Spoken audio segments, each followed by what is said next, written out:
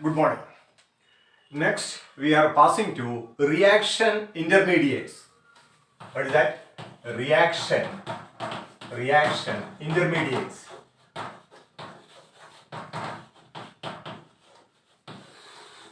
What do you mean by reaction intermediates? We know that when we have discussed SN1 reaction, the first step is the slow cleavage of a CX bond, and in the second step we have seen that there's a formation of an intermediate. What is that intermediate? Carbocation intermediate. So this is an example for a reaction intermediate. What is that? The first reaction intermediate that we discuss is carbocation. So example of reaction intermediate. First one is carbocation intermediate. This carbocation intermediate, in this type of intermediates, we can see that the carbon atom is carrying a positive charge.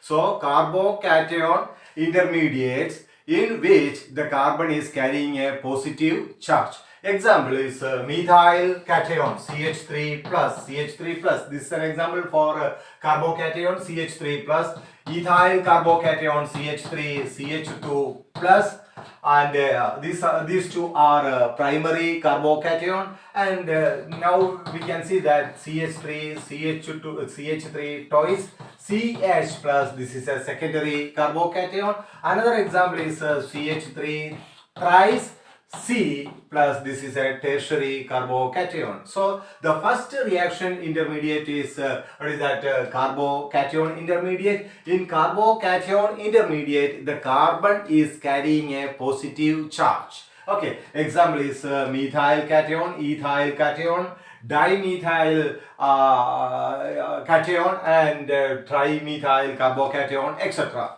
So now formation of carbocation, formation of carbocation. First method is, or you can generally we can see that a carbocation is formed by the heterolytic cleavage of a covalent bond. Heterolytic cleavage of a covalent bond, and during this cleavage, the more electronegative atom depart with the bond pair of electron. Okay, look at it here. The first method by the cleavage of this we have studied CX bond, by the cleavage of CX bond, by the heterolytic cleavage of CX bond. Example is, look at it here, example CH3Cl. Okay, CH3Cl. Heterolytic cleavage means we can see that the bond breaks from, so the actual structure is CH, and here it is Cl. So the more electronegative atom, here it is Cl, will go with the bond pair of electron. Both the electron of the bond will be taken by Cl. So this carbon will get a positive charge. That means here you are getting CH3 plus, and what will form plus Cl minus. This is the first method of formation of carbocation by the heterolytic cleavage of, you can add here, what is that?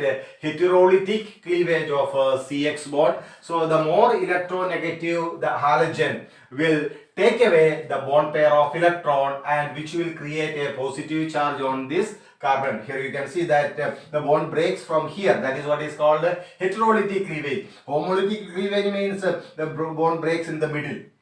Okay, heterolytic cleavage means you can see that the more electronegative halogen will go away with the bond pair of electron. Therefore, this carbon will get a positive charge and the Cl will get a negative charge. Okay, another example is you can see that if you take a tertiary alkyl halide CH3 CH3 CH3 CH3Cl.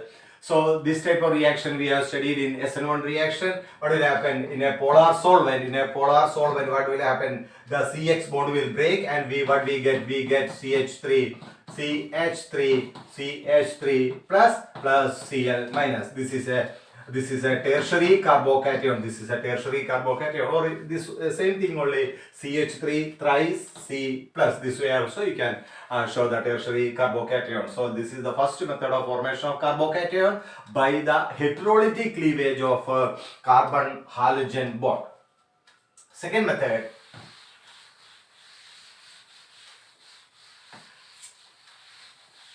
Protonation of alkene. Okay, look at this second method. Protonation of alkene. Protonation of alkene. Okay, look at it here. We take CH2 double bond CH, single bond CH3. Okay, this propene we are taking, when it is protonated, that means plus H plus. Now, according to Markovnikov's rule, we know that when we, this is a double bonded carbon, and this positively charged part will go to that double bonded carbon which already has the highest number of hydrogen atoms. So what will happen? This bond breaks from this carbon and it will abstract this proton. This bond breaks from this carbon and it will join with this H plus. So what we get? This will become CH3.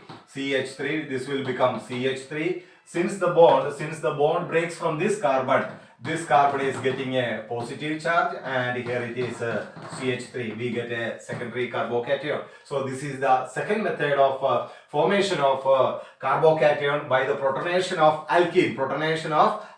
So keep it in mind, this is our alkene. Okay, so according to Markovnikov's rule, the bond breaks from this carbon. This bond breaks from this carbon and it will abstract H plus. That means this H plus will come to this carbon.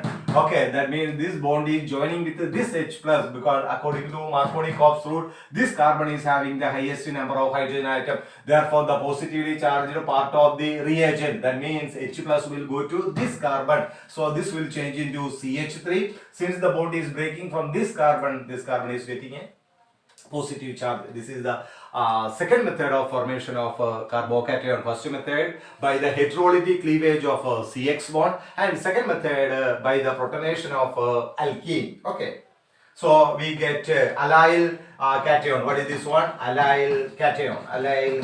Okay. Now, next is let us discuss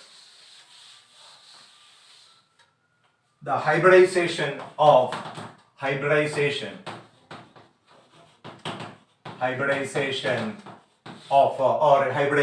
in carbocation.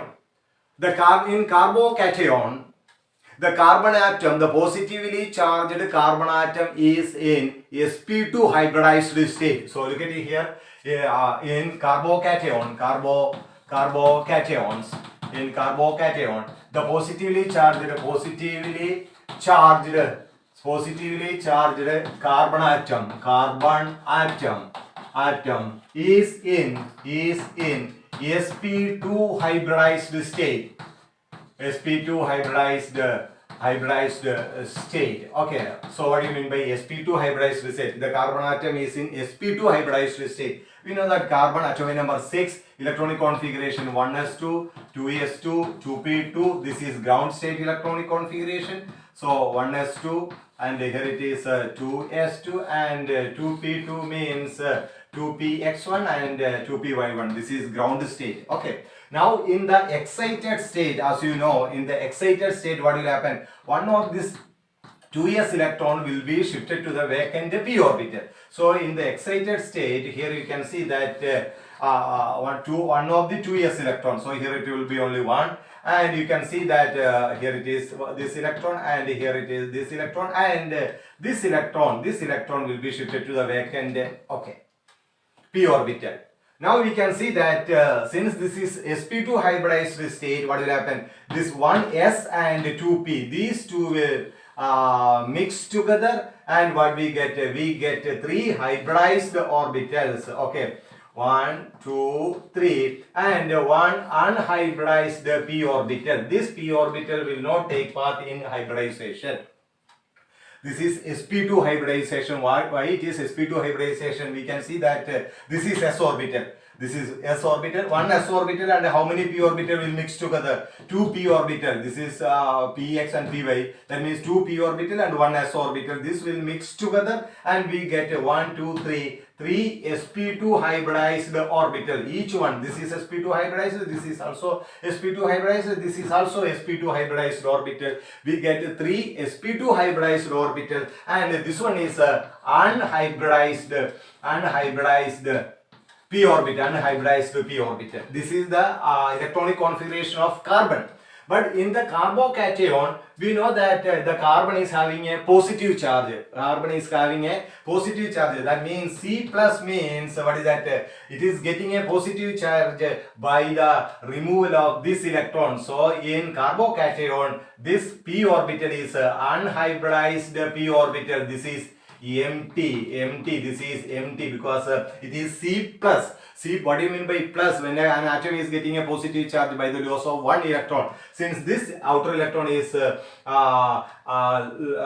removed, in C plus, this unhybridized, this p orbital is vacant, it is empty. So you can see that if you take carbon, okay, if you take, we are considering CH3 plus, how it is forming. So in carbon is having a positive charge. That means it is having three hybridized orbitals. So one, this is hybridized orbital 1, and here it is 2, and here it is 3. These three are sp2 hybridized orbital. sp2 hybridized orbital 1, 2, 3 sp2 hybridized orbital, and one vacant p orbital. How will you represent a p orbital? P orbital is representing like this. This is a p orbital, upper lobe and lower lobe. This is fully p orbital. This p orbital is vacant, and it is having three hybridized orbital, sp2 hybridized orbital, these three. And this sp2 hybridized orbital will overlap with the s orbital of hydrogen. 1, 2, 3. So this is CH3, and since in this p orbital there is no electron, that electron is removed, this carbon is having a positive charge.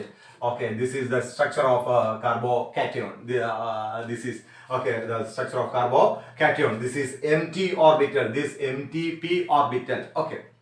Now we can see that these three hybridized orbitals, are in the same plane, and the bond angle is 120 degree. What is the bond angle between this hybridized orbital? Three hybridized orbitals are in the same plane with a bond angle of 120, and this empty p orbital is perpendicular to this plane. The p orbital, which is empty, that is perpendicular to this plane. That means three hybridized orbitals are in the same plane, and the empty p orbital is perpendicular to that plane. Okay, this is the hybridization of carbocation. So keep it in mind. In carbocation intermediate, the carbon is having a positive charge, and that carbon is in sp2 hybridized state. And you can see that there are three sp2 hybridized orbital and an empty p orbital. This is empty p orbit. Okay. Next is stability of carbocation. Hybridization is over. Next is stability. How carbocation is stabilized? Okay, stability of carbocation.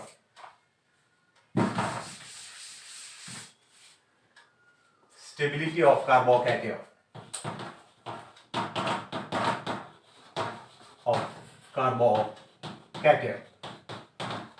First one.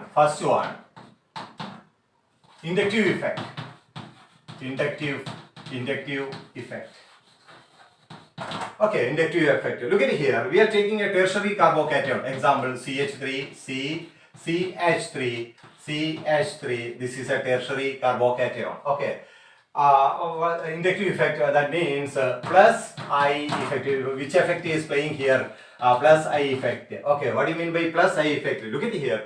The CH3 group, the alkyl group is having a plus I effect. That means electron pushing effect. Okay, this CH3 group is having an electron pushing effect. So this is plus I effect. Here also electron pushing effect, plus I effect. Here also plus I effect. Because of the plus I effect, the electron pushing effect of the alkyl groups, that also we have studied. What will happen to the positive charge on the carbon atom? The positive charge on the carbon atom is delocalized or it is spread from the carbon atom, or the positive charge on the carbon atom is reduced. When the charge is reduced, it will get a stable structure. Okay, so due to the plus I effect of methyl group, the methyl group, what will happen? The plus I effect of the methyl group will reduce the positive charge on the carbon atom, and thereby the carbocation is stabilized.